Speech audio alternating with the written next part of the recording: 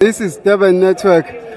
Sila kwinhlanganiso yayo ke iMK Party. Njengamanje nginomshipheni oyi-head of office la KwaZulu Natal, but asikubingelele.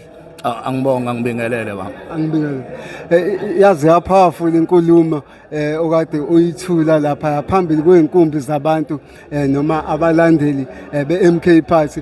Yiphi inhloso ukuthi kuhlanganwe namhlanje? No, inhloso yokuhlangana namhlanje ukulungisa inhlangano yethu. Esibona kunezinto eyingenzeki ngendlela ekufanele ngazenzeka ngayo kwinhlangano yethu. Yes. Ingakho namhlanje wonke ama comrade member omkhonto wesizwe kuma region ahlukene. Yes. Ekhetha ukwehla azohlangana la.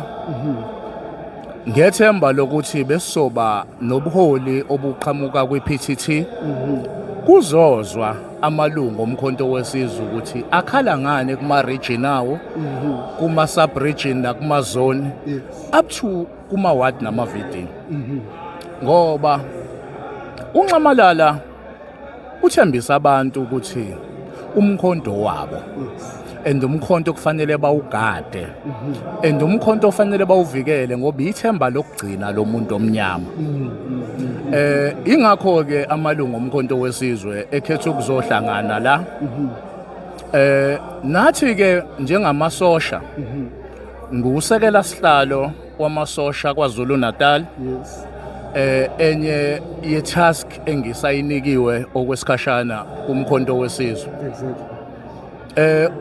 Umsebenzi wethu ke njengamasosha ngaso sonke isikhathi ukuvikela umkhonto wesizwe.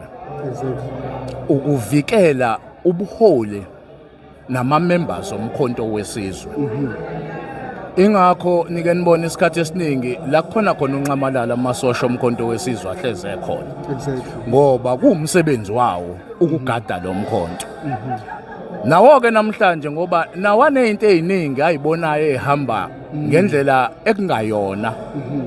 Abefisa ukuzoyiraise. Yes. Ehlangene wonke amasosha omkhonto kwaZulu Natal ukuthi sibona ngathi lokhu kubulala inhlangano yethu. Sifisa ukulungiselwa lokhu nalokhu ukuze inhlangano iphile ibe yilento esiyithembisa abantu base South Africa before ama election ka May 2024 ukuthi na inhlangano ezonikhulula na inhlangano ezonibonisa inkululeko eningakaze niyibone since kwathiwa nikhululekile na inhlangano ezoshintsha impilo zenu ngoba ivision yomkhonto icace clear. Ivision yomkhonto ithi silwela ukubuyisa umhlaba subuyisele kubanikazi bawo ekwamakhosi nabantu abamnyama bakulelizwe. Ivision yomkhonto ibeka clear ukuthi silwela ukubuyisa umnotho wezwe lobaba omkhulu subuyisele kubanikazi bawo abayi imajority kulelizwe ekuyisizwe esinsundu. Kodwa ngenxa yokuthi inkinga esiyibonayo zikhozwa isystem esiyifundiswe iANC for the past 30 years. La kwaziwa ukuthi ukuze uphile kahle kufanele ube sesikhundleni wena uzoba neadvantage yokuthola amathenda. Thina njengomkhonto wesizwe silwela amathenda. Thina njengomkhonto wesizwe silwela ukutransfer i-economy ye-country to abanikazi bayo ekwabantu abamnyama. If ama comrade ethu akubuholi na ama member enga-understand ukuthi lo mzabalazo ukho ngamathenda, lo mzabalazo ungomnotho otapwa abamhlophe ezweni lobaba omkhulu, lo mzabalazo ungomhlaba wamakhosi aphuciwe kwaze kwaphucwa ngisho izizwe zawo umhlaba namhlanje singabantu abamnyama sinawo umhlaba. Lokho esikwenzayo asazenzeli thina. Kodwa lokho esikwenzayo sesikwenzela izizukulwane eziyoze emva kwethu. Yabona ke ngithi mangikhuluma namasosha ngithi umuntu othi uzama ukungithenga ngisho ngangithenga ngemillion. Uyobethi ngisiphukuphuku ngalendlela uthi ngikwazi ukuthatha ibillion ngilifaka esikhwameni ngithi ubani ongalithenga ngemillion.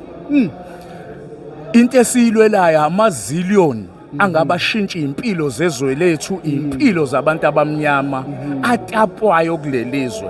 Asilweli izisu zethu, but isilweli ukuthi ama generation ayofika emva kwethu athi kwakukhona amaqhawe asukuma athi enough is enough. Sik-understanda kahle ukuthi isystem esibhekene nayo inamandla angakanani. Sik-understanda kahle ukuthi isystem umkhonto ofuna ukuyishintsha isystem elawula umhlaba ukuthi umuntu omnyama uyohlela iemployee, omhlophe uyohlela iemployer. Now lesi stand esisithathayo siwumkhonto sokuthi sekwanele ukuthi omnyama ahlele iemployee, omhlophe abe iemployer. Istand esingashayi la eSouth Africa kuphela, sishaya namazwe atapa umnotho kulelizwe.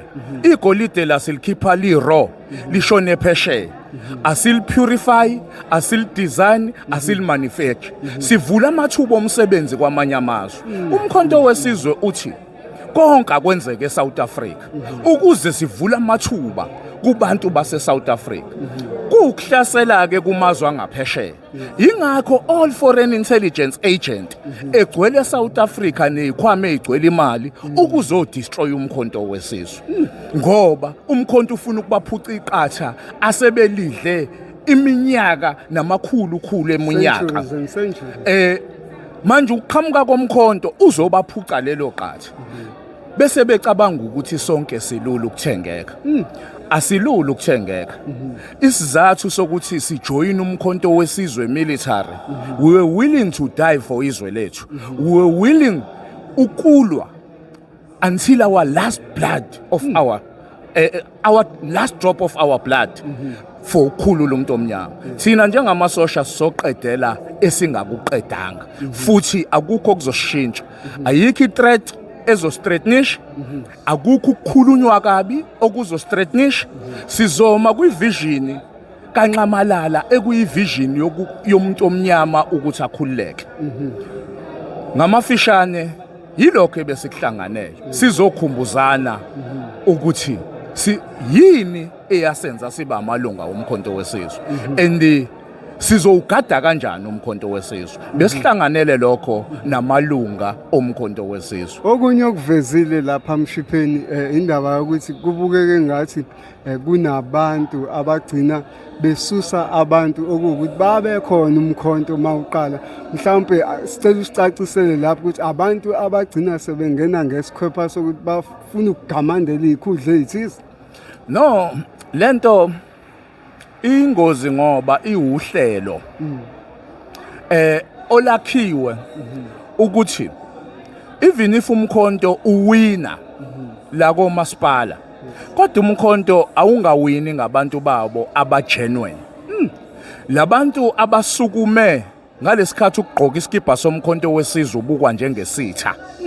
Labantu abasukume basacrifice konke bangena emaphaketheni, abanye bahluka baluza amabhizinisi abo, abanye kuqabena imndeni ngoba beunderstand ivision yokukhulula umuntu omnyama. Namhlanje sibona labo bantu bejahwa kakhulu, beqanjwa amagama, bebekwa kabi. Abanye basebenzela iANC, abanye bafuna ukuba amakhansela. Akunjalo. Labantu ingoba banothando lomkhonto wesizwe. Ingakho ke laba abafuna ukucaptureisha umkhonto wesizwe bekholelwa ukuthi mangaba sishaye laba umkhonto uzoba weak. Sizokwazi ukwenza umkhonto ufane neANC. Sizokwazi ukwenza umkhonto ufane neIFP. Angeke sikwazi ukuvuma futhi ngeke sivume. Futhi ngiyabathembisa ukuthi leyo mzamo yabo siyayibona futhi siyolwa ngayo yonke indlela ukuyicounterisha. Sivikela unqamalala la, sivikela abantu base South Africa la, sivikela umkhonto la ngoba leli iphupho sifuna ukulibona lifezeka in our lifetime. Enye into enokuvela kakhulu ukuthi abantu bakhale ngokuthi kumkhonto ugcina ungasazi ukuthi ubani olidayo, ubani kufanele ulandele inkulumo yakhe ngoba abantu banokukhuluma things that are not consistent with what the leadership is saying. Nivika kanjani into enjengale ukuya phambili? Ake ngiqale la. khona into esiyifundiswa umzabalazo ukuthi we have a right to analyze our leaders. Akungathi mase kudayisa ama leaders bese kuyithola kudayisa wonke amalungu omkhonto wesizwe. Akungathi makuthengwa umshipheni bese kuba ukuthi sekuthengwe wonke amalungu omkhonto wesizwe. Exactly. Siyabuhlonipha ubuholi esisuke sinikwe bona, but sihlonipha ubuholi obuzolida abantu ngokweqiniso nangokwevision kaNxamalala nangokwephupho lokukhulula umuntu omnyama ngokweqiniso. Kanti la emkhontweni asinayo permanent structure, sinama interim structure. Ama comrade wahlele ukukhumbula ukuthi we are all interim structures. And the reason kaNxamalala yokwenza lokho ingoba wayihlakaniphe kakhulu ukuthi akungabi nomuntu ekuthiwa permanent esikhundleni. Akuthi kusasa mangaba sekune evidence ukuthi lo comrade okulesa sikhundla usethengiwe kube lula ngakusasa ukuvuka sithi awubeke phansi umshini akukuthathe lo aqhubeke. Kanti futhi uyawubeka umshini ngoba kubonakala ucomrade one capacity engalekelela umkhonto than wena okade uphethe umkhonto. Akusho ukuthi koze kuthiwa ayeke sishintshe lo mkhonto osunikele ngoba unephutha. Ngokubuka ngoba inhloso ukuyikhulisa inhlangano yethu. Inhloso ukuthi le nhlangano ingafani nalamanye ama political party ngoba siyona ipolitical party. We are the liberation movement. We want to liberate our people. Sesivala nje siyafisa ukuzwa istand somkhonto kubantu bokufika abangenawo amaphepha. Enilizwe linomthetho. Abafowethu base-Afrika asixabani nabo. Kodwa ongene ngendlela la aziwe South Africa ukuthi ubani, wenza muphi umsebenzi, wenzani kulelizwe. But labafowethu abangena ngokungekho emthethweni baphinde kulelizwe bafika benze ubugebengu, bafaka ama drugs, bamoshe impilo zama South African. Si against lokho ngoba kunomthetho kulelizwe. Isifiso sethu ukuthi abafowethu base-Afrika mabeza kulelizwe abangene ngamaphepha akube ukuthi futhi bazolekelela kuma skills angekho kulelizwe ukusiza ukuthuthukisa isizwe lethu. But abangafiki nama skills avesa ama South African awenzayo bese kuba ukuphuca ama South African umsebenzi. Akusona iskill ukuba nespaza shop. Akusona iskill ukuba nesalon. Akusona iskill ukudayisa ama cellphone. Ama South African thina sikhuliswe emalokishini ethu kunobaba nomama bebekhulisa izingane ngama tech shops, kule kuthiwa ama tech shop.